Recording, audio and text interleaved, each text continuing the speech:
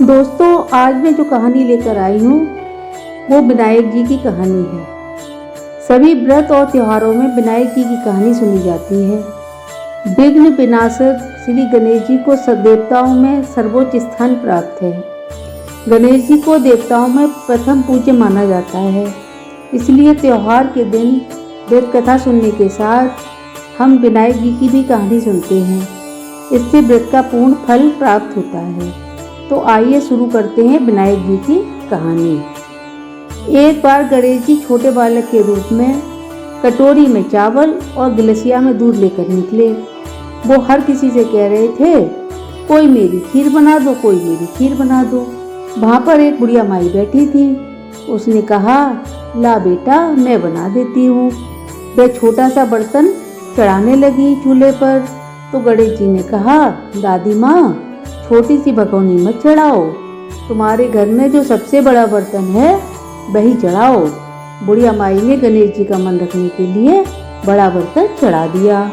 वह देखती रह गई कि वह जो थोड़े से चावल उस बर्तन में डाले थे वह पूरा भर गया है। गणेश जी ने कहा, दादी माँ, मैं नहा धोकर आता हूँ, जब खीर तैयार हो जाए तो मुझे बता देना। जब खीर तैयार हो गई, वह देखती रह गई, वह जो थोड़े से चावल उस बड़े बर्तन में डाले थे वह तो पूरा भर गया है। तो गणेश जी ने कहा, दादी माँ, मैं नहा धोकर आता हूँ। जब खीर तैयार हो गई तो बुढ़िया माई के पोते पोती खीर खाने के लिए रोने लगे।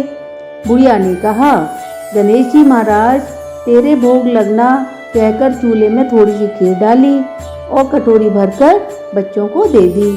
बुढ़िया की पड़ोसन ऊपर छत से यह सब देख रही थी।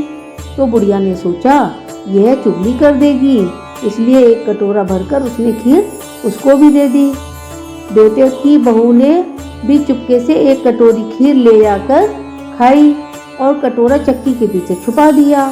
अभी भी गणेश जी नहा धोकर नहीं आए थे और बुढ़िया को भी भूख लग रही थी। तो वह भी कटोरी में खीर डालकर किवाड़ के पीछे बैठकर एक बार फिर कहा, गणेश जी महाराज, आपके भोग लगे, यह कहकर खाना शुरू कर दिया। तभी गणेश जी आ गए।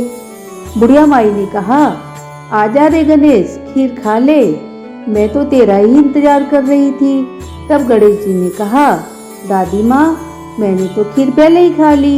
बुढ़िया ने कहा, कब खाई? गणेश जी ने कहा, जब तेरे पोते पोती ने खाई तब खाई थी, जब तेरी पड़ोसन ने खाई थी तब खाई थी, और जब तेरी बहू ने खाई थी तब भी खाई थी। अब तूने खाई तो मेरा पेट पूरा ही भर गया। बुढ़िया ने कहा, बेटा, तेरी सारी बात सच है, लेकिन बहू बेचारी तो सुबह से काम में लग रही है, तो उसने खीर कब खाई? गणेश जी महाराज ने कहा, चक्की के नीचे देख, मोटा कटोरा पड़ा है, तूने तो मेरा भोग तो लगाया, वह तो बिना भोग लगाकर ही खा गई। बुढ़िया ने कहा, बेटा, घर की बात है, घर में ही रहने दो। अब बताओ, बची हुई खीर का क्या करूं? गणेश जी ने कहा, नगरी को जिमा दो।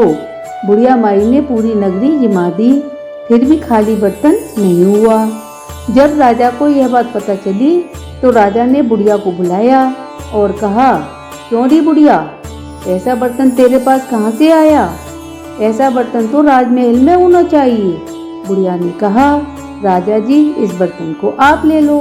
राजा जी ने खीर का बर्तन महल में मंगा लिया और महल में लाते ही उसमें कीड़े मकोड़े, बिच्छू, कंछल हो गए और दुर्गंध आने लगी।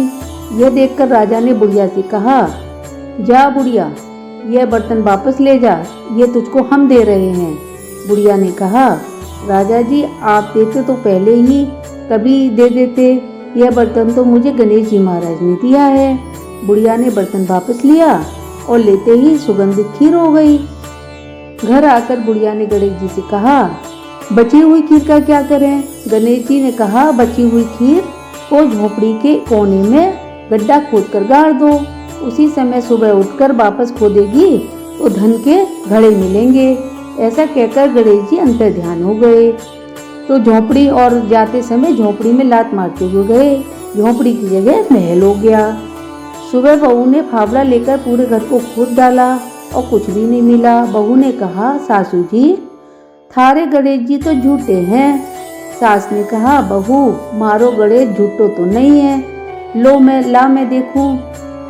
यह सुनकर वह सुई लेकर चारों तरफ टन टन करते हुए चलने लगी।